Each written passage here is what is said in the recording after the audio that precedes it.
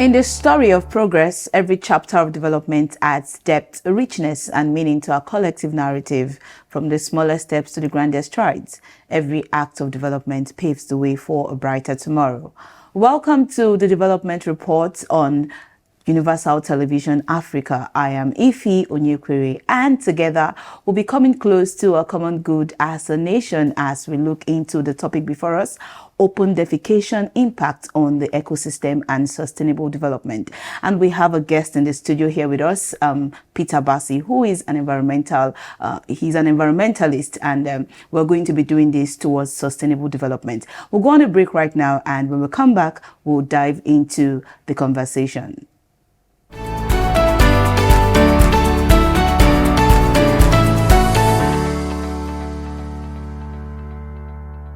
Welcome back. It's still the Development Report, and we have an amazing guest in the studio, an environmentalist, Peter Bassi. Great to have you in the studio today. Thank you for having me. Yeah. So talking about open defecation, I want us to look at it before we start looking at, the effect and then the impact on our ecosystem and all like that. How did we get to the point where we are now discussing about open defecation? What is this all about? Why the need? Because it's if you check in the news, you check in the papers, the dailies, everywhere, you see people talking about open defecation. Why is it a very critical issue right now? Yeah, because there's this thing that we say: garbage in, garbage out.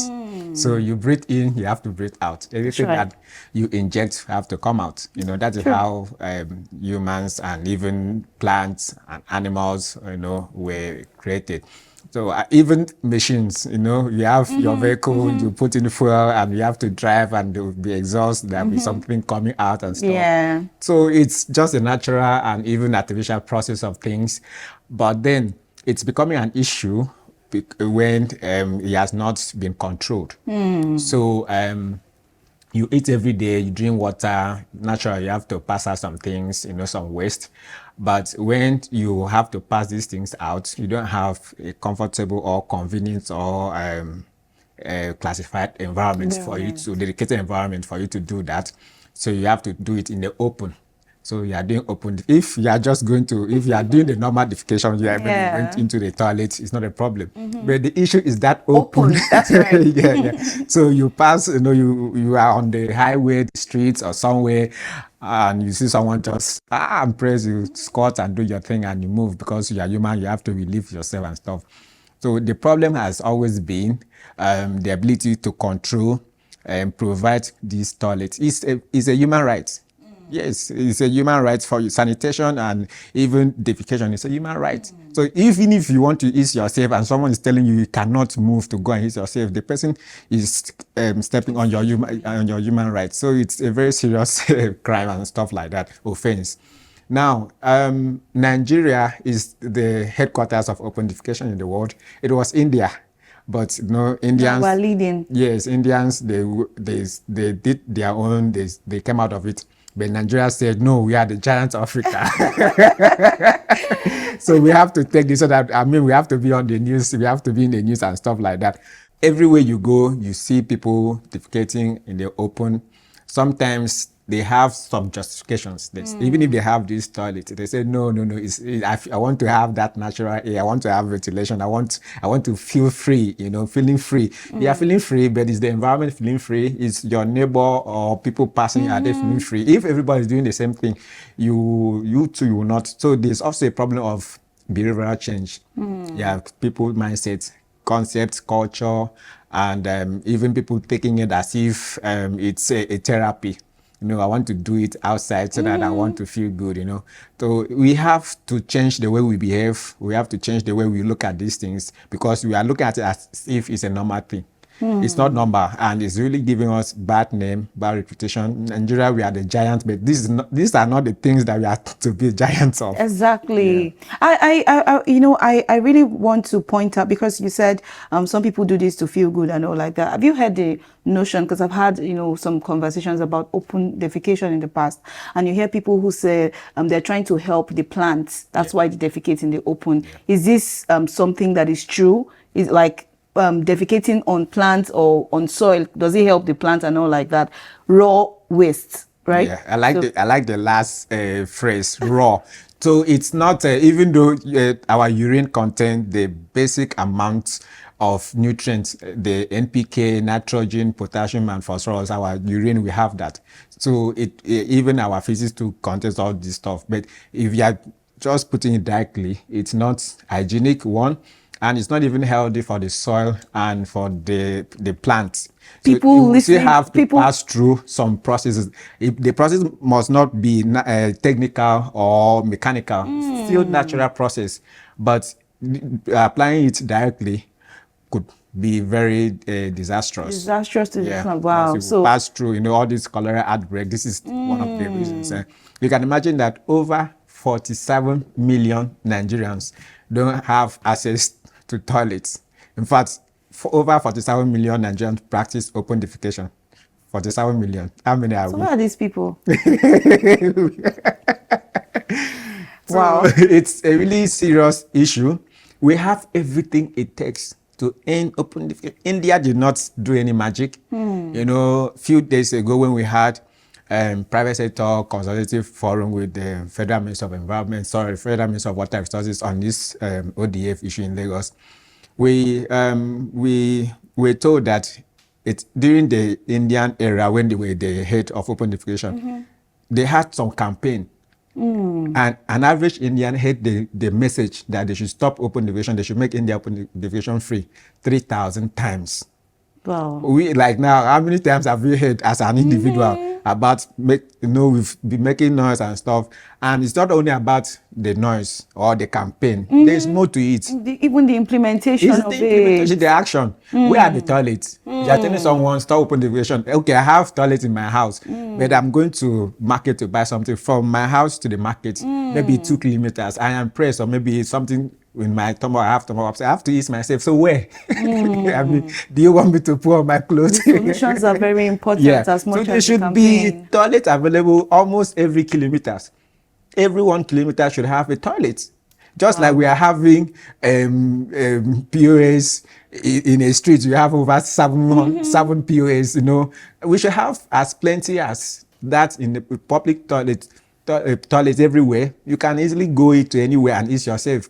Wow. All these filling stations, supermarkets and stuff, they should have toilet that someone can just pass, even if you are not the customer. You pass your place, you just enter there and eat yourself. I think some of the measures like this, if implemented, will be able to curtail this issue. Amazing. Well, we've actually seen some of the deep things about open defecation, and it's interesting to know that raw physics is not helping the soil. For those who have that mindset, I think it needs to be corrected. We'll go on a short break and then we'll be right back. In a world where challenges persist, we seek solutions for a sustainable tomorrow. The United Nations Sustainable Development Goals, SDGs, guides our path towards climate action to social justice as we build resilient communities. From embracing circular economies, to reducing carbon footprint, to promoting eco-innovation, to empowering marginalized communities and ensuring inclusive governance and human rights. Through integrated approaches, we are fostering transformative change. I am IFY Unyekwere. Join me on the Development Report as we explore the intersection of sustainability on Universal Television Africa towards sustainable development. Welcome back. It's still the Development Report, and we're discussing open defecation, its impact on the ecosystem and sustainable development. And we have an environmentalist who has been enlightening us on deep issues about open defecation. So right now, can we move to the impact of this? What is the severe impact of open defecation? Because I believe if it's something that is on the lips of stakeholders, people, health practitioners and all like that, what is this impact? What does it do to us as a people, to our communities, to our health and all like that? Okay, so recently we had the cholera outbreak. Yeah. So that's number one impact. The impacts are not far from us. It's within us, and it's as if it's instant gamma, it comes instantly. And this year's cholera outbreak was linked directly to open defecation, and of course, that's what it is, and Oh, wow. that's what it was. So you can imagine the number of children have died, women, mothers, and stuff, and you can imagine if the money that is now spent to treat or prevent cholera or would have reinvested into something else, and you can imagine going to places where you want to maybe buy something, you cannot, you see the place is polluted, you cannot enter it to buy, so customers cannot do business, and government is also trying to spend a lot of money to clean up this stuff. The money would have been invested into maybe building the toilet itself, and we have also the environmental impact that there's what we call methane emission. You know, when you defecate, your human waste has some amount of methane, and when you put it in the open, it has to the you've contributed to the methane emission. And methane is one of the dangerous greenhouse gases causing global warming. So it doesn't have to be like a methane that is emitted from a big industry. Exactly. So This small act everywhere. we are the big industry. So individual, when we sum up this thing up, the numbers are high, more than even what some of the big industries are emitting. And we can also talk about children. Children are really, children and women are the most vulnerable. You know, you go to some schools, you can imagine schools do not have toilets, as simple as toilets, schools don't have. Wow. And some of these, even when they have, they are not usable. One thing is to have and to be usable. To be usable, and you see children, especially young girls, getting raped just because they want to go and eat themselves. So it's really a sad situation, and it's not something that, like I said before, it's not something that Nigeria should be identified with. I mean, we are the giants, but this is not the giant step we should be taking. Talking about the 1 kilometer, for every 1 kilometer there should be, like, is this a policy already in place, like from the global space or in Nigeria, and what is being done about? Because I believe there are some areas you have to go long distance and you'll not even see anything like that. So is it a policy that needs implementation, or it's not yet there and it's something that is being proposed already? Yeah, I know the federal government of Nigeria, through the Federal Ministry of Environment, the Federal Ministry of Water and Sanitation, Federal Ministry of Health, even Federal Ministry of Housing, there's what we call Clean Nigeria Youth Toilet Campaign Secretariat, that is housed by the Federal Ministry of Water Resources. But they have all these ministries that I mentioned and other ministries. I think Ministry of Finance is also there, that are part of the steering committee, and it's headed by it's headed by the Vice President. So they were inaugurated by former President Buhari, and it's Executive Order 9. So it has given these ministries and other MDAs the authority, the power, and the leeway to provide toilets everywhere. You understand? So it's already in place. The policy, every time we have meetings to validate some of these documents, some of these policies, but the implementation is also what should be. They are doing well, they are trying, but this needs more strong hand, more approaches, different strategies. You try this, not working, you try this, you add that to this, and it will work. You understand? For example, some toilets there's what we call PPP in this toilet business. Some private sectors are coming in to build toilets. So government is providing land and maybe design. So private sectors are using their money to build the toilet. But that is not all, because one thing, people are still going to pay for the toilets. And, for example, there's a place in Lagos, there's a public toilet you have to pay to use. But you that want to pay to use the toilet, you cannot enter inside that toilet, because around the toilet, there's serious open defecation. Shebi say, make I pay. So people are just, there are toilets, there are places that are toilets, and people just defecate because maybe they don't have there's what we call willingness to pay. Some people have the money, but they don't have willingness to pay. Some people have willingness to pay, but they don't have the money. So any which way, it has to be people paying for it. But like for us in PIB, our own concept is to give people free access to toilets. Amazing. So our concept is we provide a toilet. You can walk in there, eat yourself, pull, urinate for free. People do not have to pay. People do not have to pay. And what we do is that because we are not running it as, we have to maintain the toilet. We have to pay salary, because people have to be employed to wash, clean the toilet. Because even if the toilet is free, it's not safe for you to enter. You cannot enter. It's not clean. You cannot use it. So the toilet will be free. They will be secured. It has to also be very neat. It has to be clean. So we pay people to do that. So we convert this human waste into products that we can sell. Amazing. So we produce organic fertilizer from the, we were talking about people defecating and putting it straight to the farm. Soil, yeah. So what we do when you defecate, we collect it, treat it naturally, pass into a natural process that is now safe for you to apply as organic fertilizer. Yeah, it's safer that way. Then we also generate biogas. Now we are talking about CNG and stuff. We can produce our own CNG from human waste, from your pool. We can, like I said, that time we grew up in a village, when you were using this pit toilet, this pit latrine, you see that heat that comes out, that is the gas. So the only thing is just to modify it, and instead of allowing the pit to be open for the gas to escape into the atmosphere, there's how you channel it and collect the gas into a chamber. So it's the same thing, so most of these things, the technology are already there. It's just the implementation. Wow. And you don't even need to reinvent the wheel. It's just basic implementation, and that's it. It's really amazing. When I say Nigerians are intelligent people, we just need to admit that Nigerians are intelligent people, really.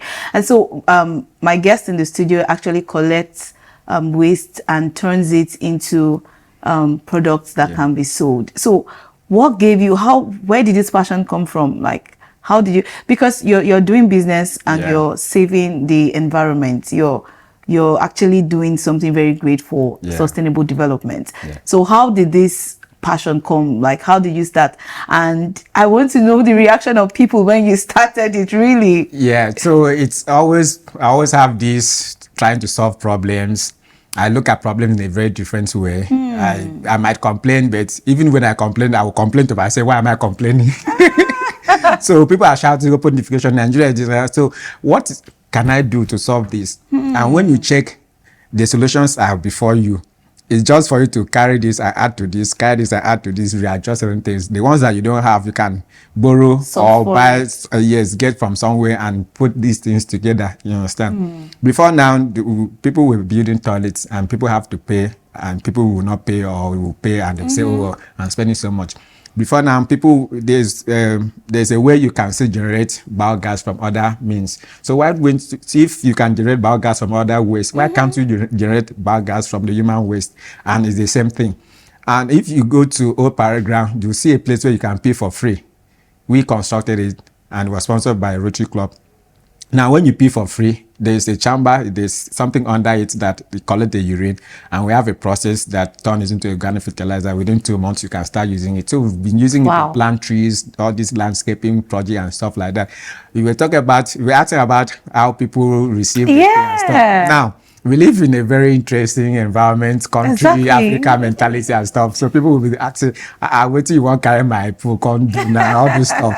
So what we are doing is that, because if we want people to accept, you have to be transparent. Yeah, we have the concept, we have the ideas, we invented this and all that, but we cannot hide it because we want people to accept. So that's why we try to be open. When you go there, when we go to our facility, we show you the entire process from the beginning to the end. When you pee, you pull, this is where it's coming, this is what it has turned into, this is the process, and this is what we are using to. So for example, when we are going to do tree planting project and we are using our organic fertilizer from urine, we invite you, the users. You join us, you come, we give you an envelope, you weigh it, you use it to plant trees. After 2 months, come and see the tree. We'll give you some, go and try it, go and do your home garden, try it. So in Lagos, where I live I live part in Lagos, in my place, I planted some stuff and I was using my urine, treated, and I would use it to plant. I have these vegetables that I was growing. So I would tell my neighbors, bring, they would say no, bring, they would say no, okay. But when my vegetable did well, as now I'm in Abuja, if I go back to Lagos, there's no how they have cut my vegetable and they were cooking. So someone called me, one of my neighbors called me that the other neighbor cut my vegetable, a woman cut my vegetable to cook for the family. So they were eating, the father, the mother, the children, they were eating. So one of the children asked Dad, do you know that is Uncle Peter's that fertilizer from his urine that he's using to grow this vegetable? That's what Mom is cooking for us. The man was eating, the man asked, why now? So you see, he asked the wife, why now? He was still eating. The wife said, hey, why now? Why is he eating? And So, and from that moment, they all now started contributing. So I started by myself to grow the vegetables with my urine. Now I have other neighbors. I now have community. So that's how you start it. Don't rush it. Start with yourself. Show example. Other people will join as they understand the concept, because it's not going to be magic. So it's a process. You have to build people trust. You have to be transparent. As we are also doing it in Abuja here, that place is mostly used by coppers. Some of them accept it, some of them don't accept it. But the ones that accepted it and they have seen everything, they're also telling other people, no, go and pay. It's even safe for you, especially the female coppers. It's safe for you instead of going to, you are wearing trousers instead of going to open. Yeah. So people are also beginning to accept. accept There is a Reverend Father somewhere in the southeast that has his own farm in his parish that is using urine to grow the garden, and he started with his own, and the parishioners are also contributing. And since he's a priest, people trust him, and the parishioners are also eating from there. So he's even using it to feed himself, his parishioners, and the community. So if you have people like that, faith leaders, community leaders, can influence other people. Yeah. Amazing, great. This is a whole lot, to learn from, and things we need to start incorporating, and even opportunities in the open defecation topic and space. We'll go on a short break now. When we come back, we'll continue on this conversation towards sustainable development.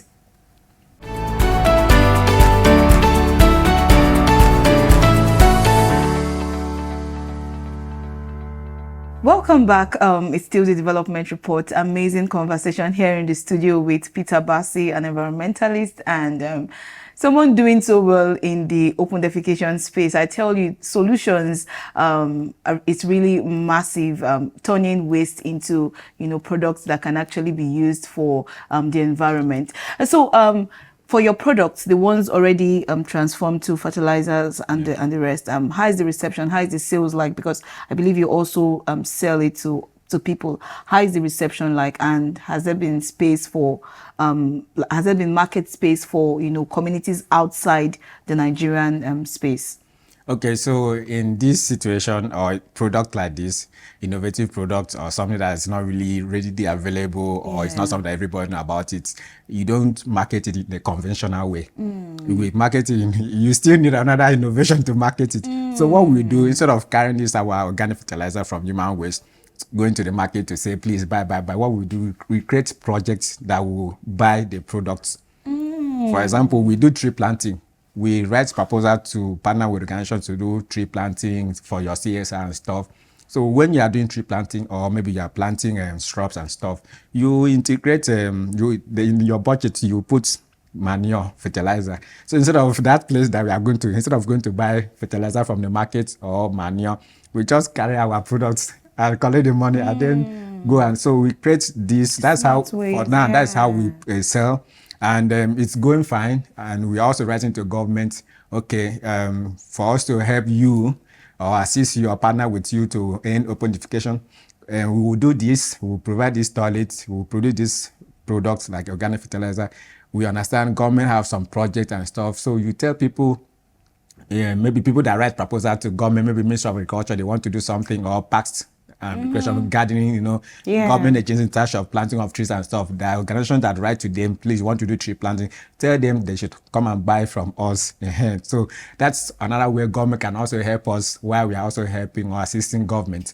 And so that is ways to promote it. You don't do it in a conventional way. You create innovative way to implement or to sell the product. Great. And you talk about it, you let people see how it works, and you do some comparison so that people will know that yes, it's really working. Great. I wanted to tell the audience in a very short term sentence, just let them know the opportunities or if anyone listening to your story is inspired by what you're doing, how can they start, and then how can they go into the space of open defecation to create solutions and be very valuable as much as you're actually doing right now. Okay, so there's this slogan that someone who started this selling of mobile toilets said, shit business is a serious business. Really, shit business is a serious business, you understand?